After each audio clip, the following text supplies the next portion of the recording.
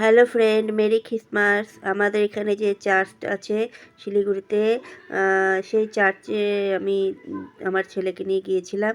ওখান থেকেই অনেক কষ্ট করে তোমাদের জন্য ভিডিও তুলেছি। আর এই দেখো এখানটা মানে কি বলবো, এত ভিড় যে এই যে মেন জায়গাটা, এদিক দিয়ে চার্চে ঢুকতে হয়, কিন্তু তুলতে পারিনি, দুঃখের বিষয়। বাইরে যেখানে যিশুর একটা স্ট্যাচু দিয়ে সাজিয়েছিল সেখানটায় কোনো রকমে তুলেছে, আর এখানটায় সবাই মোমবাতি জ্বালাচ্ছে। আমিও ভেবেছিলাম এখানে মোমবাতিটা জ্বালাবো, কিন্তু দুঃখের বশে মোমবাতি জ্বালাতে পারিনি, কারণ আমার ছেলে ওই সময় এত বায়না ধরলো, ওর মানে কেক খেতেই হবে, স্যান্টা ক্লসের কেক খাবে। এত বায়না টায়না করার ফলে কিছুই করতে পারলাম না। তারপরে আস্তে আস্তে আমি চলে গেলাম যেখানে যিশু মাতা মেরিকে নিয়ে মানে জন্ম দিয়েছিল, সেই চার্চের একটা মানে সুন্দর ডেকোরেশন করেছিল, একটা সুন্দর মানে সেই সুন্দর।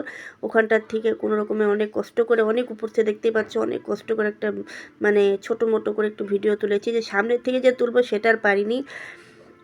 যাই হোক, আমার ছেলে এখন দেখো চলে যাচ্ছে, সেই ওই সান্টার সঙ্গে ভিডিও তুলছে। বাপরে বাপ, কী আনন্দ ছেলের। তারপরে আস্তে আস্তে আবার হচ্ছে, অনেক কষ্ট আরেকবার ঢুকলাম চার্চের, আর একটু দেখা বাকি ছিল, ওখানে ঢুকে পড়লাম। ঢুকে চার্চে সব মানে ওখানে সাজানো যিশুর মাতা মেরি, যিশু, তারপরে সব যারা যারা আছে ওখানে, ছোট ছোট মানে যেটা বুঝতে পারছো তোমরা, ওখানটায় গেলাম।